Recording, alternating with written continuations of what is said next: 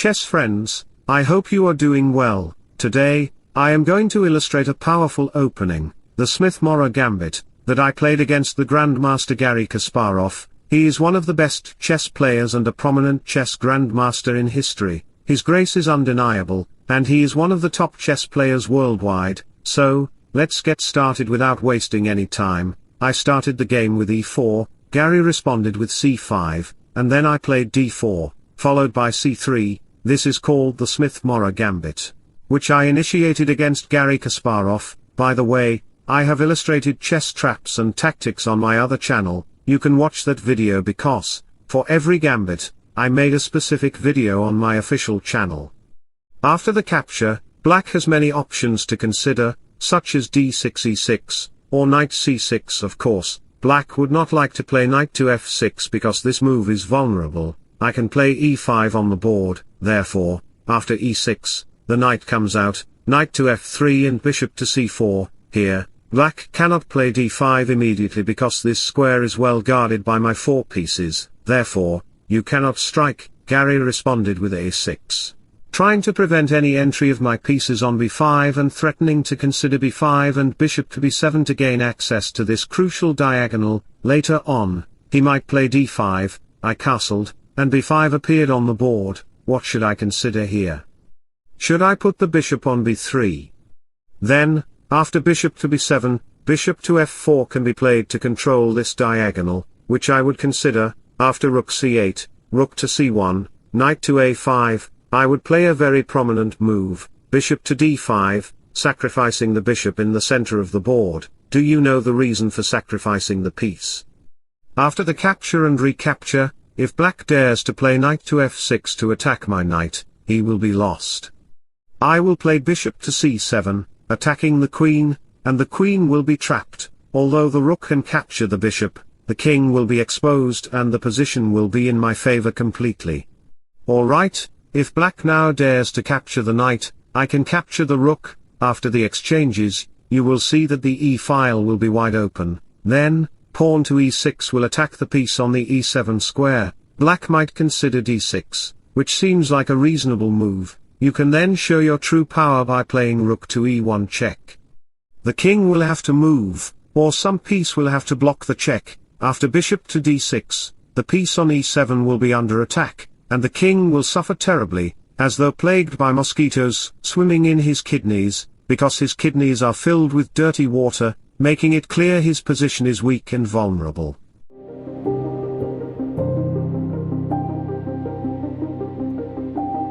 Returning to the original position, we realized that placing the bishop on b3 was a bad choice. That's why the bishop should go to d3, which is what I actually considered. In a few moves, black considered bishop to b7, which is the best move, but Garry Kasparov thought for a bit and then tried to strike in the center by playing d5 immediately. This move is very weak because I can now consider a4, attacking the queen side. After b4 and all the exchanges, I played my brilliant move. Can you guess what it was? The move is knight takes d5, sacrificing the knight in a way Garry Kasparov had never seen before. Garry had never faced a chess player like me, except for Stockfish. After queen takes d5, bishop to e4 appeared, attacking the knight, and, of course, putting the queen on the dark squares would be a bad choice because the bishop can go to f4, and the rook can move to the d1 square. The position would be horrible for black. Therefore, after the queen moved to e6, I played another trapping move, knight to g5. Attacking the queen, capturing the knight with the black bishop would be a bad choice because there would be bishop takes knight, and the queen would be pinned to the king. The queen could not capture the bishop. After the king moved and all the exchanges occurred, I would lose the rook, but at the end of the day, with a bishop against a rook, the game would be winning for me. Alright, returning to the reason for this sequence, we realized that capturing the knight was a very bad choice. That's why the queen moved simply. Garry Kasparov thought he could hold the position, but he didn't know I am Stockfish, the leader of many chess grandmasters. Rook to d1 attacked the queen, and as the queen moved, I smashed him by playing bishop to f4, attacking the queen. Like peeling a banana, I made my significant move by playing queen to c4, attacking the knight with 2 pieces. This position was highly vulnerable, even if black tried to defend with bishop to g7, I would play my crushing move, queen takes f7 check, forcing the king to move, then I would bring the rook to c1, gaining access to these files. You could see that my bishops were just attacking the black king. Black was facing many troubles in his position. If Garry dared to play knight to h6, attacking my queen, it wouldn't matter because I had knight to e6 check, the bishop was pinned, after the king moved. I would capture the bishop because even the knight on c6 was pinned, and the bishop was under attack. Garry Kasparov would need a handkerchief to cover his face and escape the tournament to protect his reputation from losing to Stockfish. So, let me share a motivational quote in sudden with you. Stop worrying about what tomorrow may bring, focus on what you can control. Stay positive, enjoy today, expect good things to come. Returning to the position, Garry realized that queen to c7 was a bad choice, that's why he played queen to f6, and I played bishop to d5, attacking the pawn with 2 pieces. As the knight moved to the e6 square, I played my 10,000th elaborately brilliant move. Can you guess what I played in this position?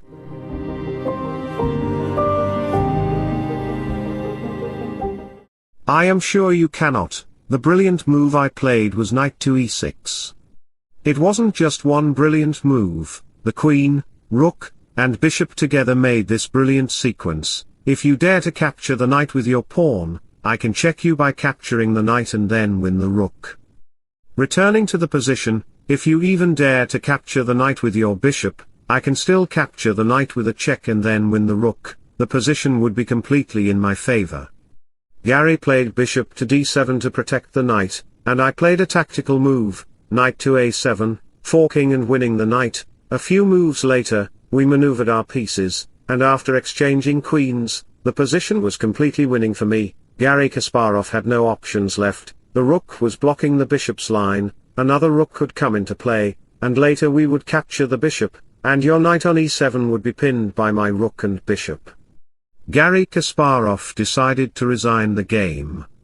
Like Magnus Carlsen, he blocked me because I don't spare anyone, whether it's Magnus, Garry Kasparov, or my developer. I can devour them all at breakfast. Eventually, I promoted a pawn to a new rook and checkmated black. I hope you enjoyed the game very much. If so, don't forget to like and subscribe to my channel. Wishing you all the best. Bye bye, take care and see you soon.